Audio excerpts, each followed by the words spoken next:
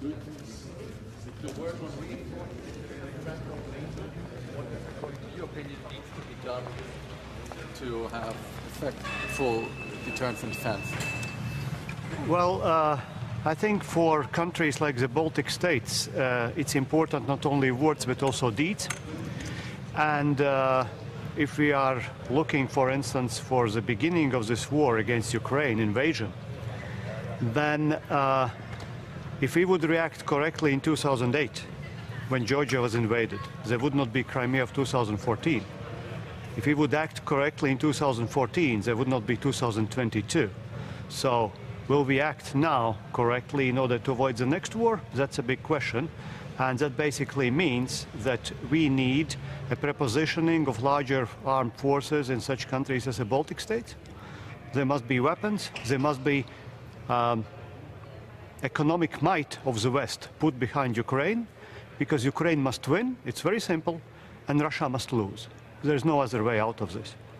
If it's different, then we will simply again invite for some kind of Russian activities in the next years. And we don't want this because the Baltic countries have been paying for lunch for others, and we are not ready anymore for that. So we want not only nice words, we want good papers, and we want promises which are held. That's very simple. You met with Georgian colleague, and we're waiting for Madrid summit. What expectations should we have for summit this month, and what topics have you discussed with Georgian colleague? I did not have a bilateral talk with Georgian colleague at this moment, but of course we had quite tough talks about the existing situation within Ukraine, where Ukraine is fighting our war basically and suffering because we are in a need to provide a larger assistance, larger military assistance, equipment assistance to Ukraine. And the threat to Georgia is not gone. This is very clear. Every country which is close to Russia potentially is under the threat. And this is why, for instance, such countries as Finland or Sweden is joining, not because they have nothing to do, because they understand that there is a threat. It's very simple.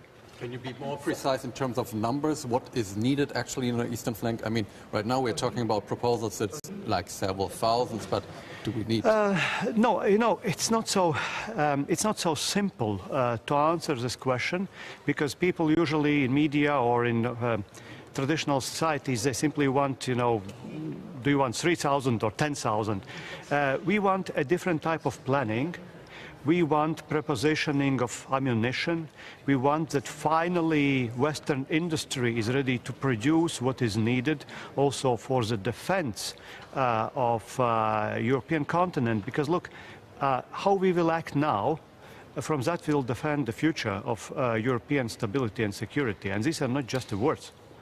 And in our case, in the Baltic countries, we already have a certain allied troops on our territory, but we want a improved planning. We want headquarters structures. We want prepositioning of different type of equipment. So if the crisis would come, we should not wait, because it's not only a question, can military act? It's a question, can politicians make the right decisions in the right time? And I think you know what I'm talking about. But does that mean that what's on the table right now is, from your perspective at least, not yet sufficient? I will not answer yet to this question because our talks did not finish.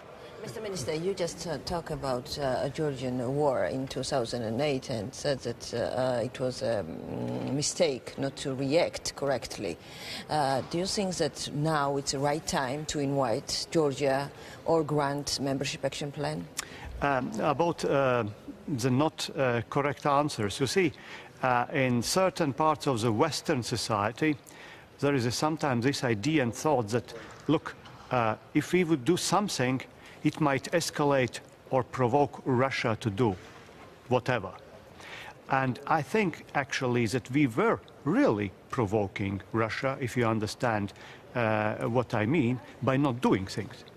Because when we are not responding correctly to the invasion in Georgia, when we are not responding correctly to the invasion in Crimea, we are actually provoking Russia to act more, because as you remember, if you have been following up, when former Russian Prime Minister Medvedev was speaking briefly before 24th of August, he told, look, dear friends, We invaded Georgia. Western societies were putting sanctions to us, and then they got a fatigue and they were crawling back and asking for life as usual. Now look to the Guardian publications yesterday, day before yesterday. People in the West are already tired. They want peace. They don't care who is guilty. They want gas, they want food, they want grain, and they don't care about justice. They don't care about values in many ways. These are hard statistics. We should stop such type of thinking. We should finally understand, if we want to stop a bully, if we want to stop an aggressor, we must also look into his eyes and tell, you will not proceed anymore because we can fight you back. This is the only answer. Membership of Georgia and granting before this membership action plan. Do you support it? We eventually would support such type of membership, but are you ready at this moment to join? And have you been doing also your homework? That's also a big question. So this is not only the question to the NATO alliance, this is also the question to the country which is applying. And I think at this moment the most current issue is to get Russians out of Ukraine, and actually next week there are meetings of the leaders of European Union. We, in our societies, we are expecting that there would be application possibility for Ukraine to become a candidate country for European Union. That would be a real decision. And Georgia, do you support Grant? Is this a significant moment, or is it just another visit to Kiev? If these three people are bringing weapons, ammunition, and strong support for Ukrainian forces which are dying in trenches, then yes. About Georgia, I cannot answer now. Granting candidate status, I think at this moment this is first question about Ukraine, because Ukraine is bleeding.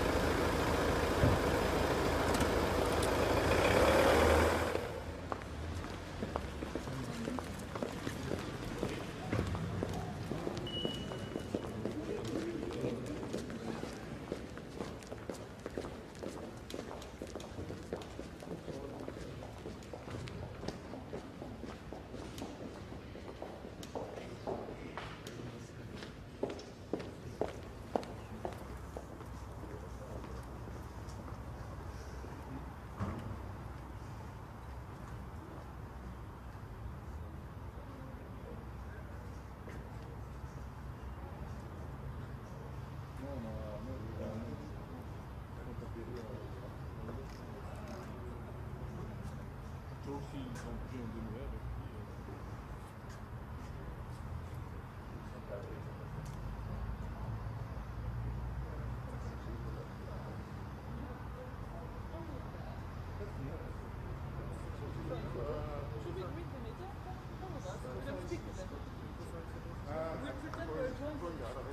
là oui, non. On se présente comme couple, officiellement. Enfin, le coming out. Ça ferait la une.